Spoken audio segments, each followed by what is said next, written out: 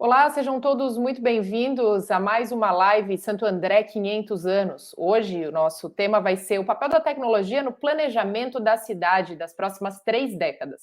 Para isso, convido para bater esse papo Gustavo Maia, CEO e fundador do Colab. Seja bem-vindo, Gustavo.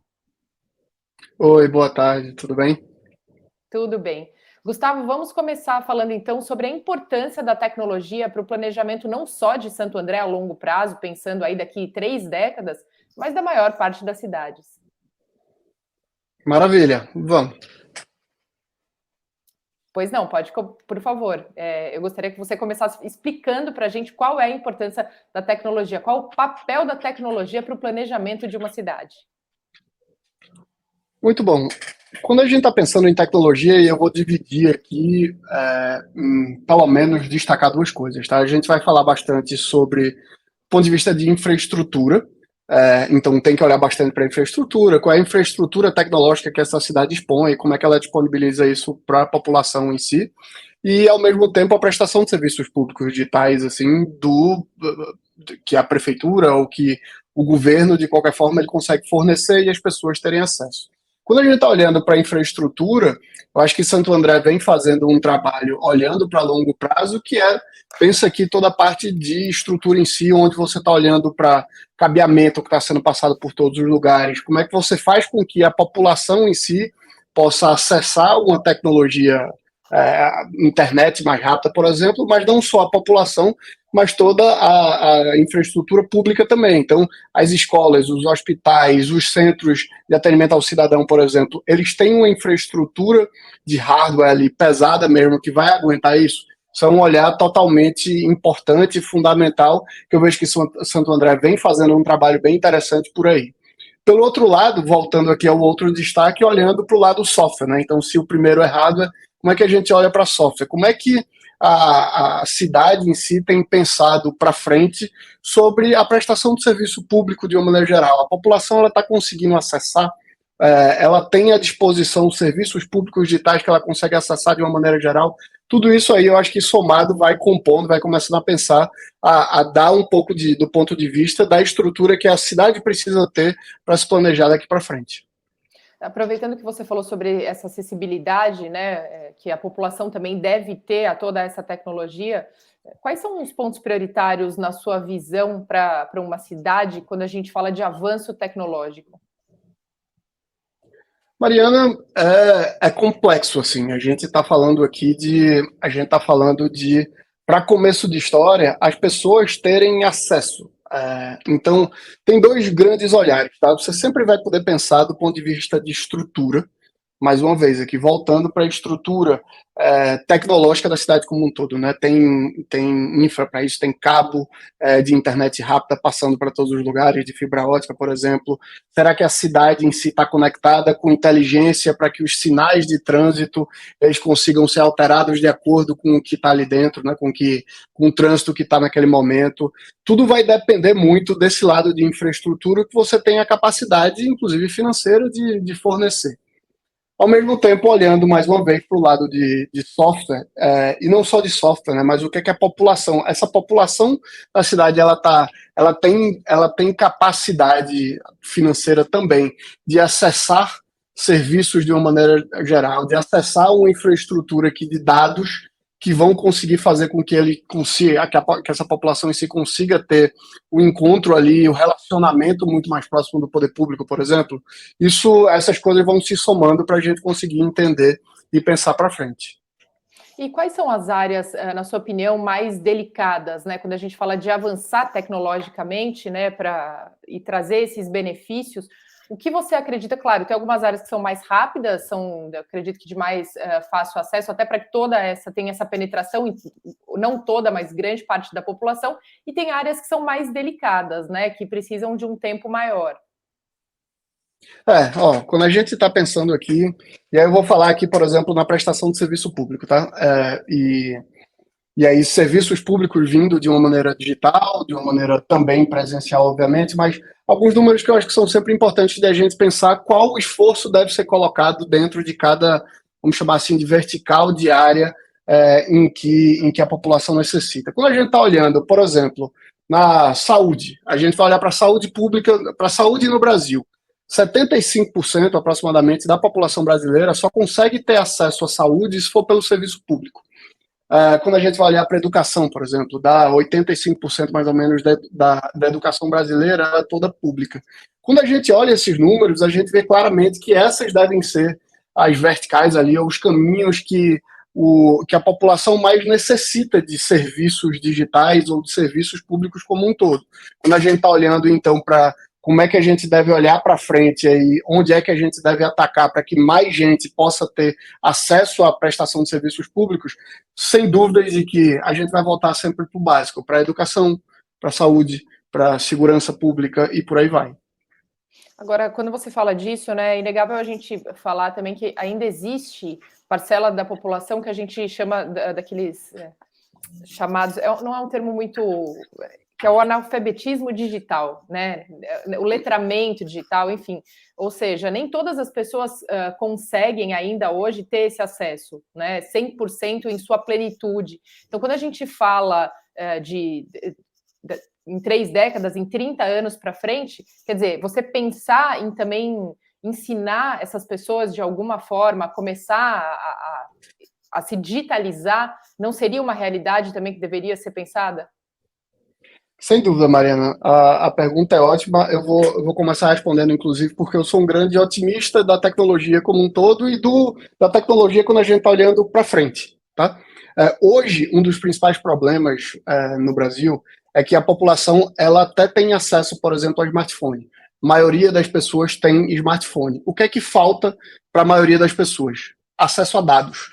Então, quando eu estava falando ali no começo sobre a infraestrutura, a parte de hardware, assim, de tecnologia numa cidade, é que as pessoas conseguem, elas têm um celular que é inteligente ali por trás, vamos chamar assim, mas elas têm pouco acesso aos dados daquele celular. Elas não conseguem porque o plano delas de telecomunicações, por exemplo, não permite que ela consiga acessar a internet livremente, ela não tem acesso a muito dado. O que acontece? Quando a gente está olhando, e principalmente quando a gente está olhando para daqui a 30 anos, uma coisa era você me perguntar se, Gustavo, e hoje, o que é que a gente precisa ter? Hoje a gente não tem essas pessoas. Então, hoje eu pensaria assim, a gente precisa trazer essas pessoas, então, para elas terem acesso a serviços que estão mais na mão delas, por exemplo, dentro do WhatsApp. Por quê? Porque o WhatsApp, por mais que as pessoas não tenham acesso a dados de uma maneira geral nos planos delas de telecomunicações, ao mesmo tempo elas têm gratuitamente, eu vou colocar aqui aspados, porque não é exatamente assim, mas elas têm acesso ao WhatsApp ilimitado. Então, se você for prestar serviços através do WhatsApp, provavelmente a grande maioria da população vai ter. Então, vai ter acesso a. Então, quando a gente está olhando para hoje, mas quando a gente está olhando para daqui a 30 anos a gente pode considerar que a grande, enorme maioria da população, ela vai ter acesso, sim, a dados como um todo, ela vai conseguir utilizar serviços de uma maneira geral como um todo. Sem dúvida que durante todo esse período, a gente também tem esse crescimento das pessoas, esse letramento das pessoas, em como é que elas acessam melhor. Sem dúvidas que se a gente comparar para 10 anos para trás, por exemplo, as pessoas não tinham nem smartphone direito e as pessoas não conseguiam mais praticamente mexer em nada. Hoje isso já mudou bastante. E aí eu sou super otimista em olhar para daqui a 30 anos e entender que a gente vai chegar lá bem. Agora, é inegável, né, como você vem falando, que a tecnologia aproximou muito também com essas ferramentas, aplicativos, né, a população dos serviços, então, do poder público, né, das prefeituras, ou seja para você fazer um pedido, seja para você fazer uma reclamação, seja para você ter acesso a um serviço, onde ele está acontecendo, enfim, né, enviar foto, vídeo.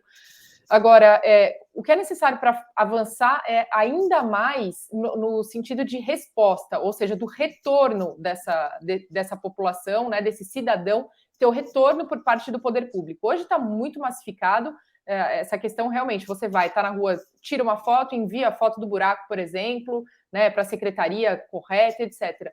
Mas e essa resposta tão imediata?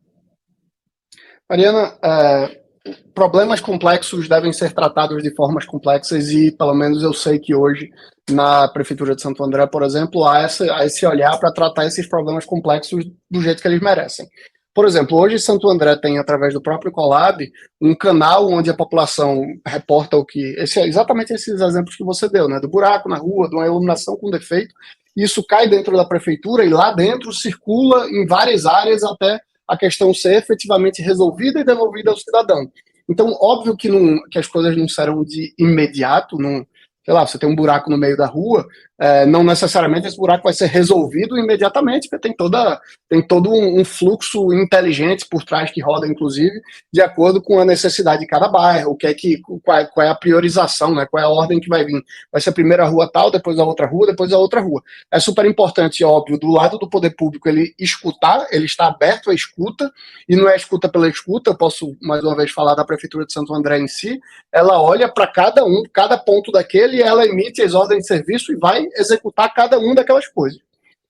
Tá bom, a gente está falando de buraco, de iluminação, provavelmente questões que para a classe média, eu posso falar por mim como classe média, provavelmente você, Mariana, também, e algumas pessoas que devem estar nos assistindo, a gente falando para a classe média, parece que buraco e iluminação com defeito sem dúvida que isso é algo que incomoda a gente. Mas mais importante, vejo também a prefeitura avançando nesse caso, é começar a prestar serviços públicos digitais que sejam muito mais voltados à base da pirâmide. Né? A gente precisa, Mariana, conseguir fazer que Dona Maria, que Dona Mariana, que Senhor Gustavo, sei lá o que, saiam da fila do posto de saúde, por exemplo, e consigam, de uma forma digital, ter uma escala maior da prestação desses serviços. Então, o grande olhar que precisa ser feito, e eu acho que isso está acontecendo nesse exato momento, é começar a olhar para como é que a gente presta serviços até mais básicos, por mais que a gente ache que um buraco é básico, não. É mais importante a gente ter Dona Maria tendo acesso, por exemplo, a uma consulta médica. A gente tem que olhar para essas necessidades básicas da população e conseguir atender bem. Se é difícil no mundo analógico, o bom é que no mundo digital isso dá uma possibilidade talvez maior, que você consiga fazer um agendamento mais bem feito, que uma teleconsulta, por exemplo, ela consiga ser entregue à população e bem feita, numa velocidade em que a pessoa não precisa nem sair de casa, nem o médico sair de casa, por exemplo, mas essa prestação desse serviço público está sendo feito. Agora, Gustavo, para que a gente possa finalizar, né? Eu te perguntaria como você imagina, ou como imaginaria o Colab daqui 30 anos, por exemplo, né? Com quais serviços, por exemplo, se a gente pudesse aqui, né, fazer uma previsão do futuro, claro que não é possível, mas a gente, até mesmo hoje, a gente vê o quanto a tecnologia ela avança em curtíssimo espaço de tempo, né? Em questão de 6 meses, ou às vezes até menos, a gente vê grandes saltos, grandes mudanças, né? Que fazem, de repente, os aplicativos, as tecnologias que a gente conhecia até aqui, já estava mais ou menos familiarizado, ter que se reinventar novamente, aprender toda uma dinâmica nova. Mas em 30 anos, Gustavo? Mariana, 30 anos é muito tempo, muito, muito, muito, muito tempo. Eu não consigo saber, não consigo nem imaginar, e eu prefiro até imaginar um curto prazo para a gente começar a sair. Hoje, por exemplo, de manhã eu estava vendo como as pessoas em alguns lugares dos Estados Unidos já estão pedindo carro por aplicativo e quando chega lá não tem motorista, é um carro sem motorista e que ele te leva para o lugar do mesmo jeito. Então, esse nível de tecnologia que a gente achava que, meu Deus, será que daqui a 30 anos vai existir? Ele já está existindo hoje. Quando eu estou pensando, inclusive, para Santo André, o que acontece em Santo André, o que está acontecendo agora, eu acho que o olhar da gente tem que ser até mais no curto prazo para transformar isso numa grande realidade. Eu quero bastante que os serviços de saúde, por exemplo, consigam ser bem prestados, muitos deles digitalmente, para que a população não precise sair de casa muitas vezes e enfrentar uma fila, por exemplo, agora no inverno. Tá frio, as pessoas terem que sair de casa no frio para ficar numa fila esperando para pegar uma ficha, por exemplo, para agendar uma consulta, que isso seja algo mais simples, para que a gente consiga colocar as nossas crianças na creche ou na escola municipal, por exemplo, de um jeito muito mais simples, que consiga fazer de um jeito digital, que inclusive tenha um acesso muito mais próximo à população. Eu acho que a gente tem que olhar para essas coisas de imediato e pensar, sei lá, daqui a 30 anos, talvez o que você estava falando do reporte de um buraco na rua, sei lá se não vai ser um drone que vai chegar lá e vai colocar e resolver aquele negócio rapidinho, assim que a gente demonstrar, ou assim que a gente tirar uma foto ou fizer alguma coisa do tipo. Daqui a 30 anos eu acho que é muito tempo. Quer dizer, será que daqui a 30 anos vai ter carro ainda que vai fazer um buraco, ou um caminhão vai passar para fazer um buraco? Talvez não, talvez a gente já tenha uma relação tão diferente assim, que com essas coisas, com as tecnologias daqui para lá, que a gente tem que pensar, a gente tem que olhar lá para frente, mas tentar puxar o máximo possível para o dia de amanhã, porque já é possível. Perfeito. Gustavo, gostaria de agradecer demais aqui a participação, também os esclarecimentos. Nós conversamos com Gustavo Maia, CEO e fundador do Colab. Obrigada mais uma vez. Obrigado, Mariana. Obrigado a todos.